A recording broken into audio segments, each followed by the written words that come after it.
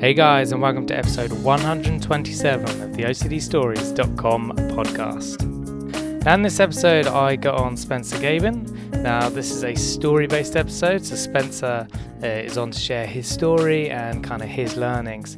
Now I've known Spenser for a little while, but I got the privilege of meeting him at the ISTF conference in San Francisco last year.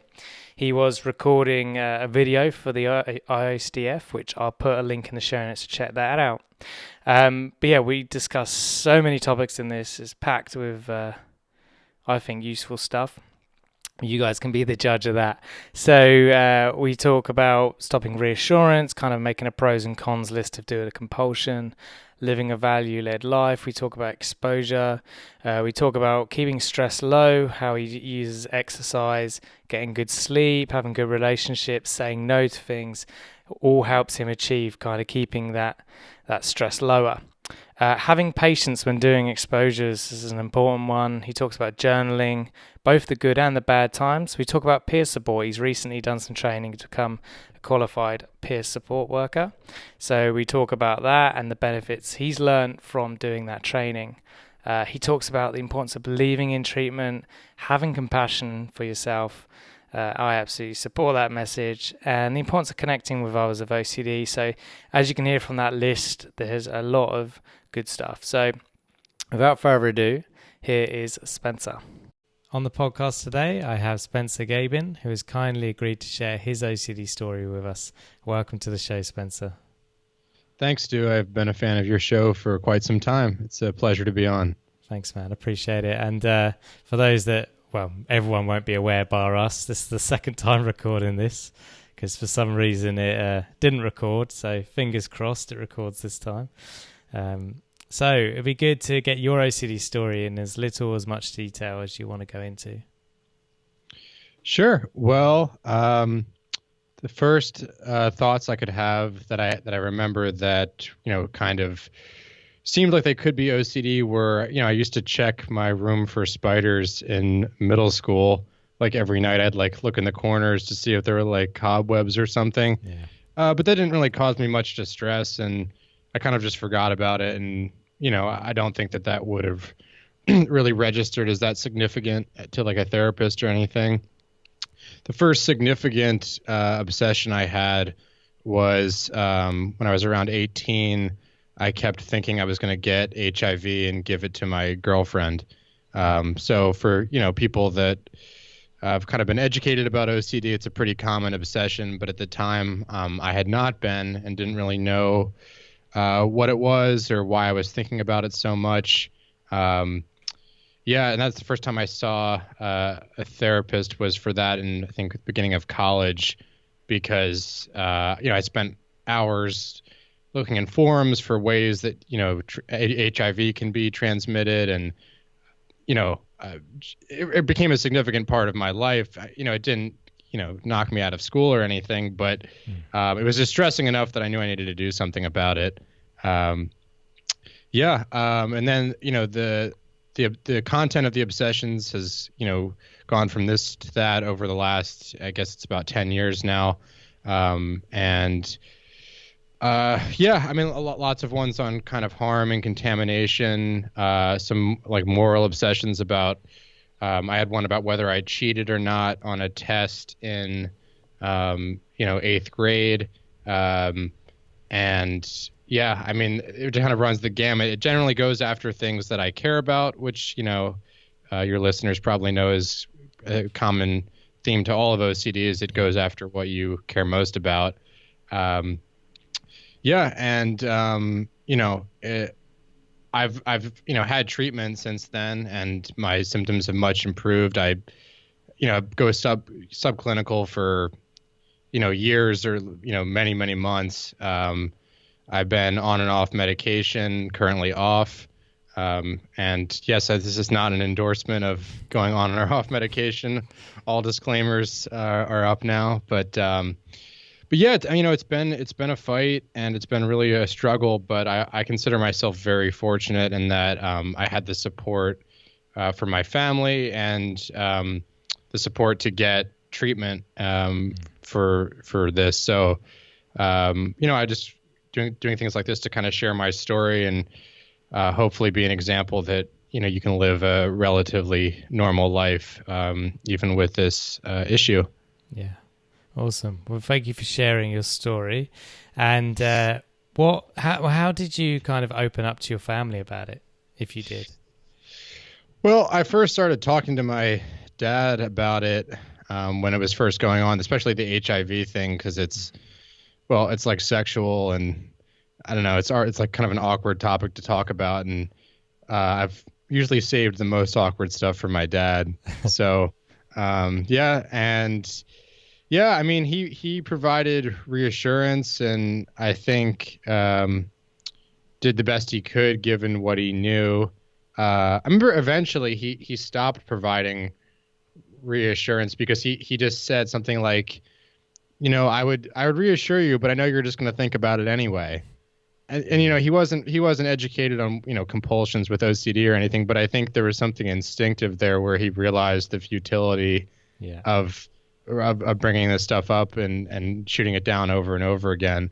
But I mean, they were always there to listen. Like, I never felt abandoned. You know, they did the best they could with what they knew. I mean, now they know to not give reassurance, and that I've been very open about everything with them, so they know kind of more how to be supportive without giving into the compulsion. So, I mean, I would say that seeking reassurance is definitely my biggest compulsion. Like, if I think about all of them, I mean, sure, there's kind of like mental things where I do like self reassurance or like reviewing or analyzing, but I would say, well, I don't know.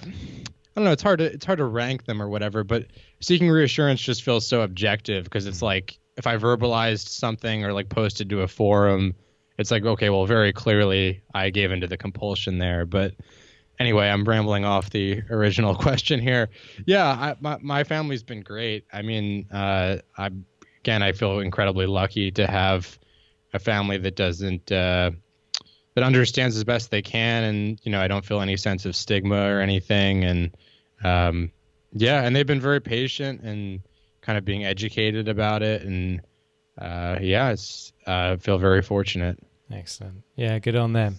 And so let's just touch on reassurance then for a bit, because I know it's a big problem for a lot of people, and it's one of the compulsions that's easy to slip into, because I think it's natural as humans to ask another human for that comfort, that reassurance, and that clarity. So, how did you dial back from asking for reassurance so often? Well, the first thing I needed to do was understand that it was a compulsion, and that was when I read Freedom from OCD by Jonathan Grayson, where I finally understood the framework for all of OCD, and that it's an unwillingness to live with uncertainty. So I mean, that was for the first part was just understanding what was going on. So before I could really deal with it like emotionally or like take action, I first needed to understand the concepts. And I think somebody that's listening to your show, well, who knows, but many of them probably do already understand it conceptually.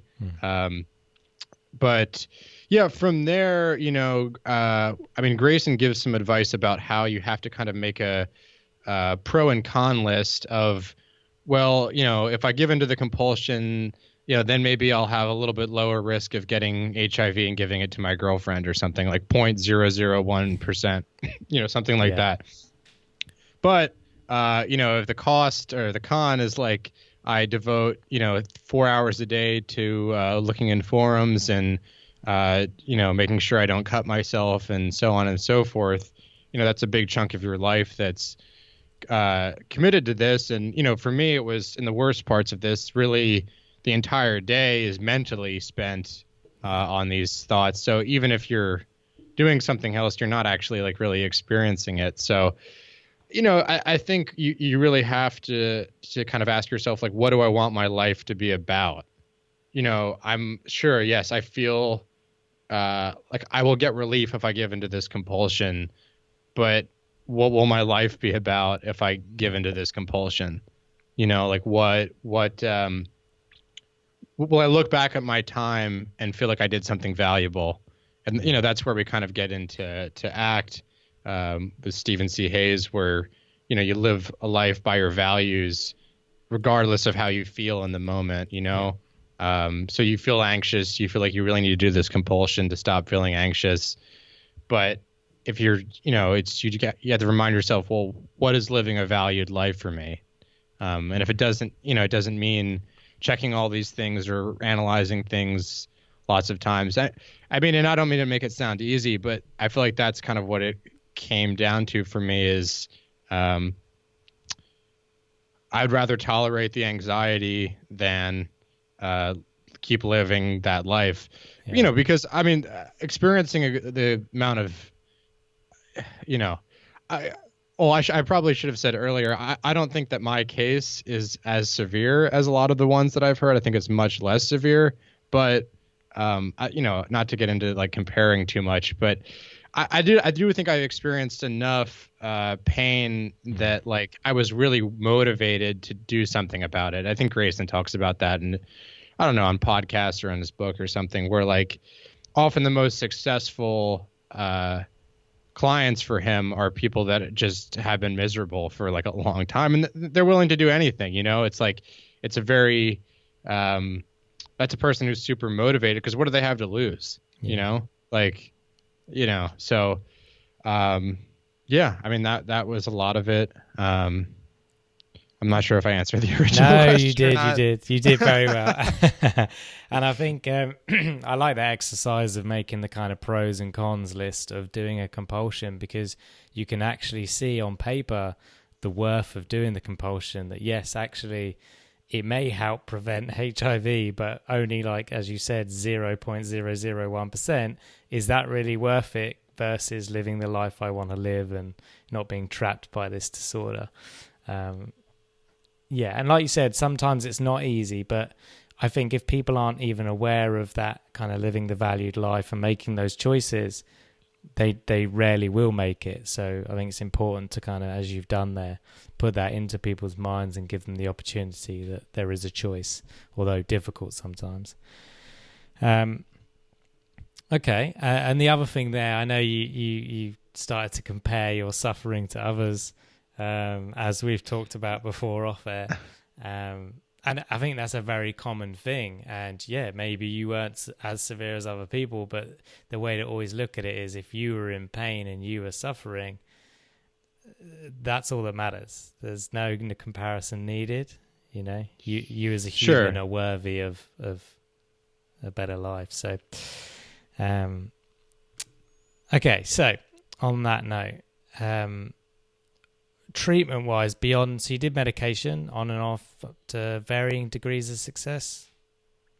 Well, it was successful in the sense that I didn't even feel the need to do compulsions anymore, which is part of why I don't know. Well, okay, yeah. So basically it lowered my anxiety to the point where things that I would get obsessed about before just basically didn't bother me at all. And so therefore it felt like treatment almost was like unnecessary, is how I describe it. Like it didn't even feel like I could do the exposure, because it wasn't an exposure anymore. I would just like read my imaginal exposure script or whatever, and then just be like, oh, I don't care, which, is ideally where you want to get to, but it's like where you want to, ultimately where I wanted to get to without medication. So, and there were also side effects that I didn't like. And, people can read about those as they wish. And yeah, and I mean, it goes without saying, but this is not advice to anyone else about it. This is just how I experienced it. Yeah. And then I go off, and then, it would come back again. And I kind of did enough like A/B testing to figure out like what it was doing. And I think what I've just found is that if I get enough sleep and exercise and, manage my stress well, I don't need it, and I feel better without being on it. So, and then of course I do find that the more like the exposure scripts and, doing exposure to be more productive and necessary if I'm not on it. Yeah. Okay, no, that's good to hear. And like you said, medication is very much a personal thing, and it's going to differ for each individual person. Um, okay, so in terms of exposure work that you mentioned there, did you do it with a therapist? At first, no. So at first, I was doing this stuff in Grayson's book, where, I mean, he just kind of has like assignments within the chapters. That's where I learned about imaginal exposure, and I was just doing that with, by myself with like my own like audio recorder, and sort of just doing it on my own. And then I ended up seeing another therapist who did kind of just, again, give homework. I don't think I ever did it with like in a session itself, if that's what you're asking. Yeah. No, I mean, some exposures are hard to do in session, right? They have to be done wherever you're triggered. Right. And for me, it's not so much the like really a physical space or like an object like that's a trigger for me. It's more like the thoughts themselves. Okay. So, I think it might have been helpful to maybe have spent some more time on like realizing after you've done the exposure whether you're like really internalizing it or not, or if you're still kind of giving yourself reassurance or like analyzing it or like distracting. And I mean, I don't know too much about like the real like nuts and bolts of like, graduated exposure and all this. But yeah, I mean, it worked well enough for me that, I mean, I can, I'd recommend it to my younger self or whatever. And certainly from all the, studies and all the people I've heard, it's effective for a lot of people. I think it's well, I don't know. It seems a bit trickier to me with imaginal stuff just because it's harder to monitor like what's going on in your head versus just like, did I wash my hands or not or whatever it would be. But yeah, I mean, it makes sense. I habituated to a lot of my concerns. Like, now I can cut my hand and like I don't need to get like an HIV test. And it was never maybe that severe, but like I would spend time thinking about like whether I needed to get one or so, to that extent it's worked. But and it's nice to just kind of have a set of tools to come back to if I ever need to do that. Absolutely. So you talked about stress a moment ago, keeping your stress levels low is an important factor for keeping kind of OCD at bay. What methods do you use to keep stress low? Exercise is number one. I exercise, 5 to 6 times per week. And I also find that the intensity of the exercise matters for me. I definitely like, like 1 or 2, like pretty high intensity days per week.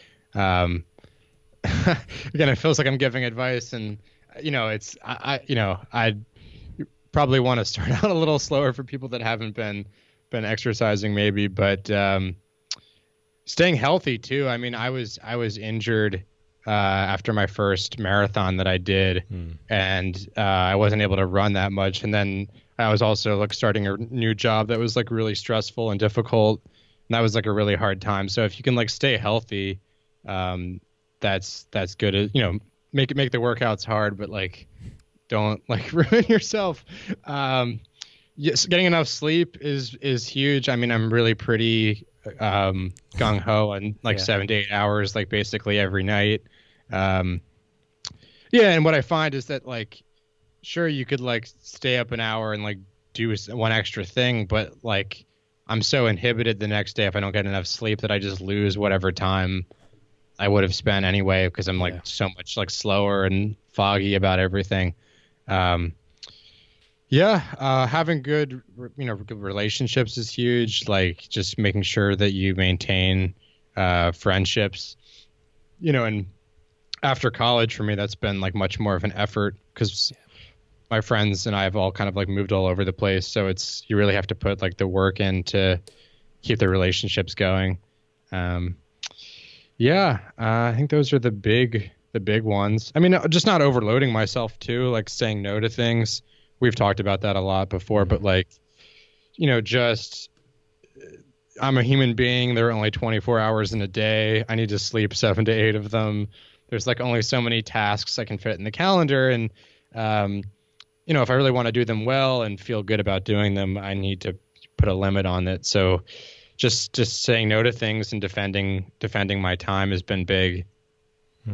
Yeah. Really important advice, I think, at least for myself. Yeah. Okay. So was there like a big epiphany at any point in your recovery journey that kind of something just clicked for you?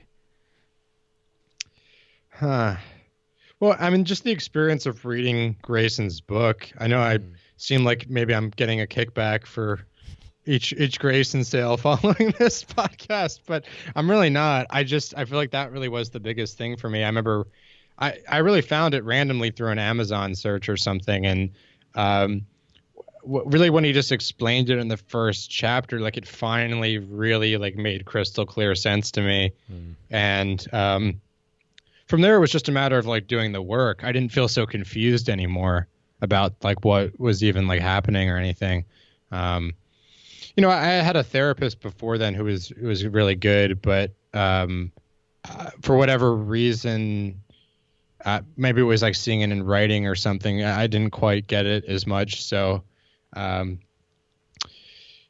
I mean, I haven't seen it explained in better detail anywhere else. So that was my epiphany. And I remember how excited I was just because I was like, yeah, I'll do the work, like whatever, like fine. And like anything to get rid of this, just like, at least I get it. And like, there's a way forward, cause up until that point, I just been trying to fight the uncertainty and just like get it to 0%, for all these things, make sure that didn't have HIV 100% and that I wasn't a cheater and that I didn't do this and that. And, and then I just needed somebody to be like, look, it's never going to happen. You need to move on with your life.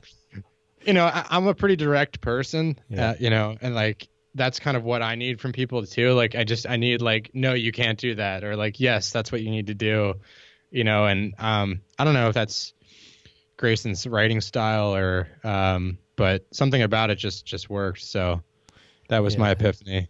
Awesome. Yeah. I think that's just who Grayson is. Like whenever I've spoken to him, he just cuts through the noise. If you're saying something that's incorrect or wrong, he'd tell you in a nice way. And I respect that because there's no ambiguity. You know where you stand. And I think that comes across in his writing. So it is very clear, very precise and easy to understand. Absolutely. Yeah. No, I had the pleasure of meeting him at the conference, the IOCDF conference last year. And yeah, he's funny too. So he's really just got the whole package.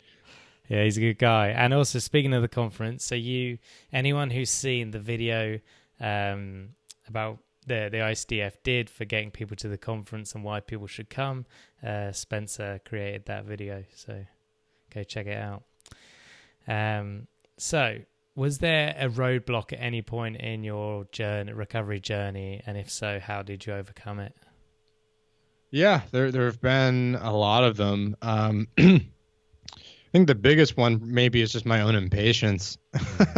Well, because I wanted exposure to work instantly, and kind of, but by definition, it doesn't really work instantly. It takes time to habituate to whatever the fear was. So, sometimes I would do imaginal exposure and then just like feel terrible, which, in retrospect, I think for me sort of meant it was working, like in the sense that I was on the right path. But I think I wasn't patient about how long it would take to like feel better about it. I mean, I remember I would kind of hammer away at like my therapist and like, well, how long is it going to be? Is it going to be 48 hours or 72 or 3 months or like what is it going to be? And I think that was kind of a roadblock because I would give up too early or like just feel like I needed results faster than what was, reasonable. Part of it I think was also, maintaining like self-esteem, I think when you're in the midst of a really bad obsession is hard. Um, just going through the motions and getting things done, even though you feel totally obsessed and out of sorts and not able to really like connect with real life. That was an obstacle. Absolutely. And then I don't know, I'm tempted to say shame, but I feel like it more has to do with like self-esteem, like my own evaluation of myself rather than like what I think other people would think of me. Cause pretty much everyone I've mentioned to about it has been super supportive and has never been like, I don't know, like shaming me or like condescending or like anything like that. Yeah. So really it's self-judgment for me. Like I'm tend to be pretty hard on myself. So, overcoming all of those things and, just, pushing through anyway. And like, remembering also at times that I like can be a neurotypical, if you will, like sort of person that just like enjoys life and like goes about their day. Cause it's like when you're really in the middle of an obsession, like it really feels like that's another life. Like you're not even that person and you could never be that way again. And,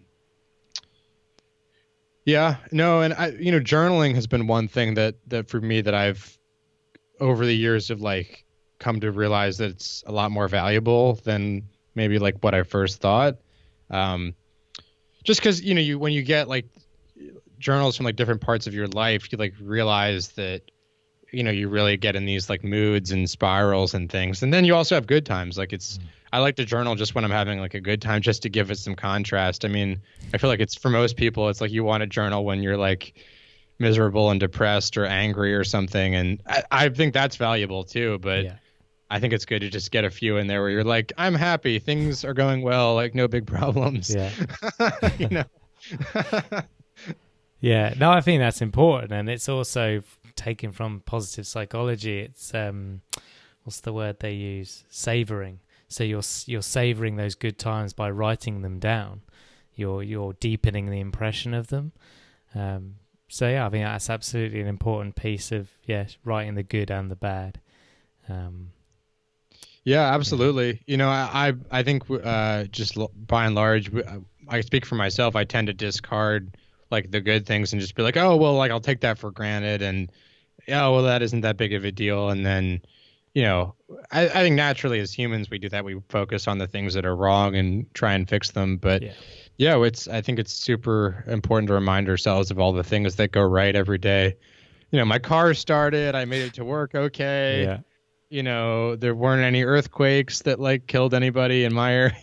Just all the things that go right. Like, you tend to review the day and be like, well, my boss was mad and, I thought about this for too long. And anyway, easier said than done. Yeah. No, good point though. So what would you tell someone who's just starting their sort of recovery journey? Yeah, be patient. Believe in yourself. Stick with it. Don't expect instant results. But know that it, remind yourself of, or excuse me, surround yourself with, stuff like the OCD Stories, like podcasts where people talk about how they got better and how they, were in similar positions. And treatment works. I mean, it's at least for a lot of people it does. And there's like all kinds of stories out there. So, I definitely convinced myself that, well, I don't know if I convinced myself, but I was so down on myself that I feel like I had so much doubt about whether it would work or not, and whether I would just be stuck thinking about this forever. And I mean, they call OCD the doubting disease. And, I'm just kind of a skeptical, doubting person by nature. And, in a lot of areas that I think that serves me, but, for this, it, not only was my doubting causing the OCD, it was like doubting whether I could, it's like kind of being OCD about the OCD, like, well, I think Grayson has a bit about that, like obsessing about obsessions. It's like meta obsessions where you're obsessing about whether you were obsessing about it or not. So yeah, yeah, no, and I do feel that in some ways, I the the silver lining in this is that in some ways I feel more prepared for other aspects of life because I've been through this. Um, I've given myself really a nice contrast for the good times in my life. But also just in dealing with all the kinds of uncertainty in life, like, is the stock market going to crash? Like, is my plane going to land? Like, even things that I don't have an obsession about, it's like, I realize that I just need to accept and move forward. And you don't know that there's no answer. And so that's given me a lot of peace. So, maybe that can kind of give you some meaning to kind of go for when you're in the midst of a really bad obsession.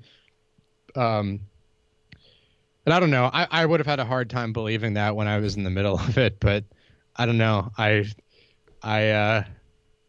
promise you that for me, it's been, ultimately a pretty, humbling, but kind of enriching experience. I did this, peer support training program, down in LA recently. And, I was the only person there that, to my knowledge, really, went through OCD treatment and, really struggles with these kinds of obsessions. But, people had all different kinds of problems, and it just gives you a way of relating because, before that, before I was 18, I never really had,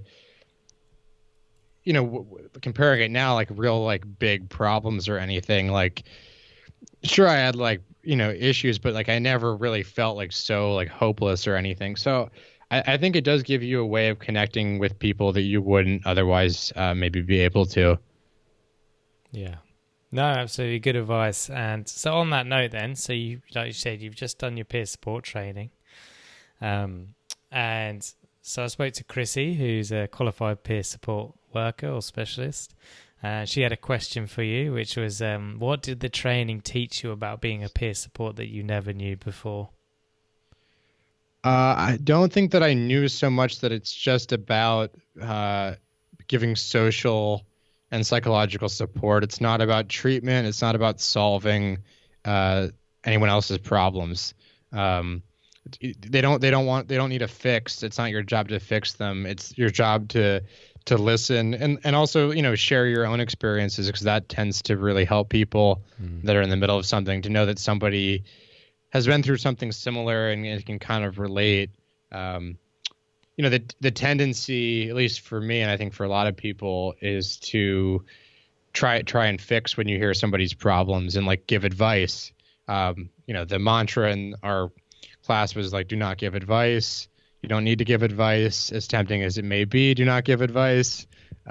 So just knowing that is enough, maybe it feels in the immediate you need to do more, but that is actually enough, and that's why we have, people that do treatment, that do professional treatment, and then people that do peer support. We need both of them, and one doesn't undermine the other. At least ideally it does. And I think the idea is that they tell you not to give advice because potentially that can conflict with what the therapist is saying. And I think that's part of why there is some tension between the two fields at this point, but I don't think there has to be. No, absolutely. And that's a good answer. And I think, it's important to get trained and qualified as a peer support worker for those reasons you just expressed there. And I feel the more qualified peer support workers are, the more clear the boundaries would be. So peer support is a vital thing within, I believe, for many people within the recovery journey. And as you said, it shouldn't conflict with the therapist, and they can work side by side in harmony for the benefit of the client or patient. Okay, so I guess, what were your next steps with peer support now that you've done that training? I volunteered just once so far at a mental wellness center, and that was That was interesting. It wasn't focused on OCD or anything, but just the act of doing that made me kind of realize again that it's kind of simpler than maybe have it in my head.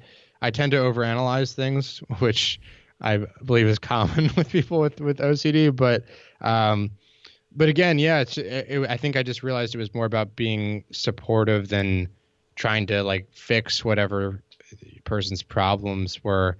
I'm doing this podcast, which I guess is a form of peer support.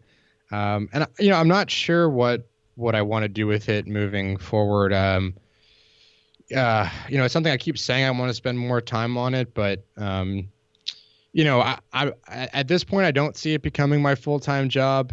But that could change.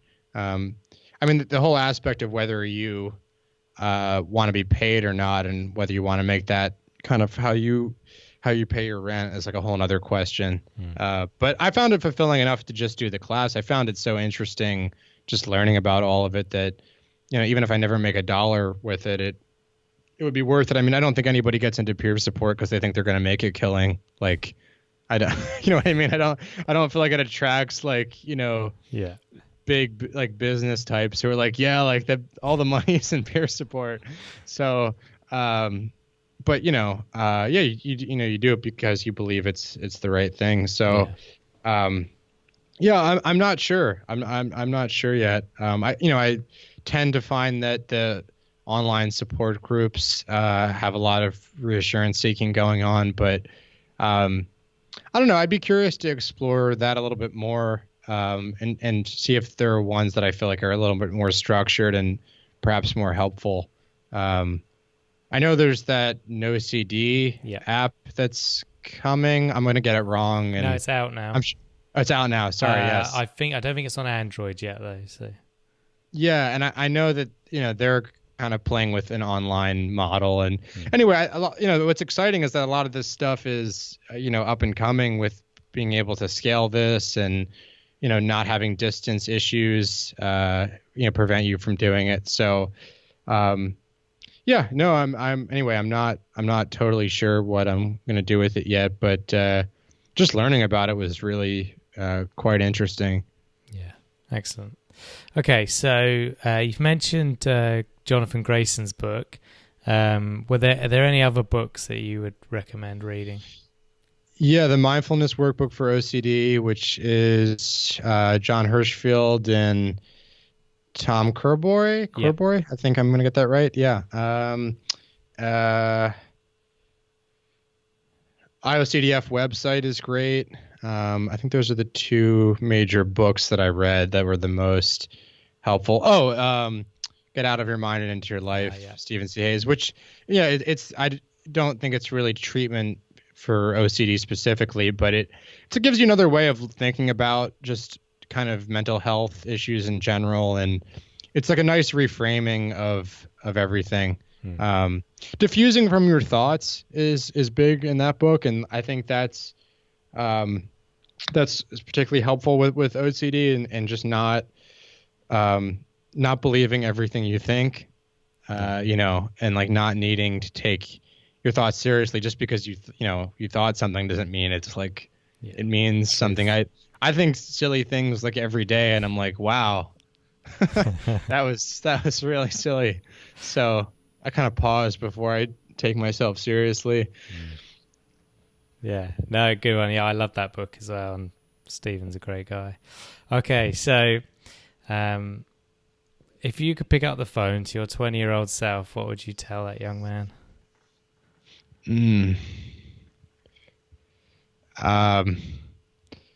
Eventually the clouds will break, and it'll be a little bit more clear what's going on.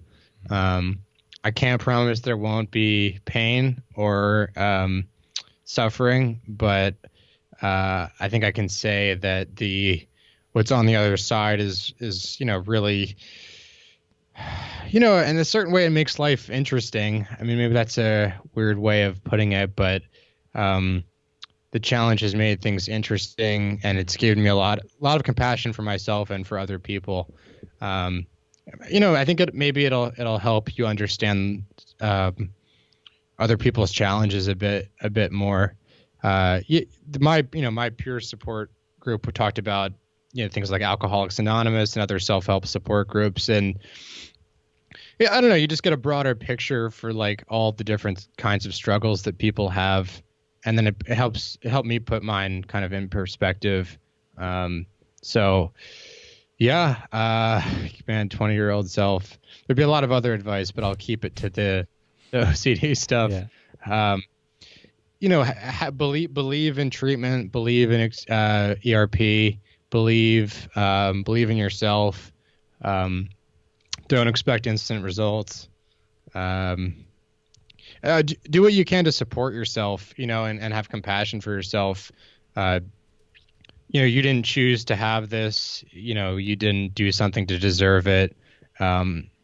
It's just sort of the luck of the draw as far as we know. So, and give yourself the tools that you need to be successful with it. Get enough sleep, exercise, eat properly.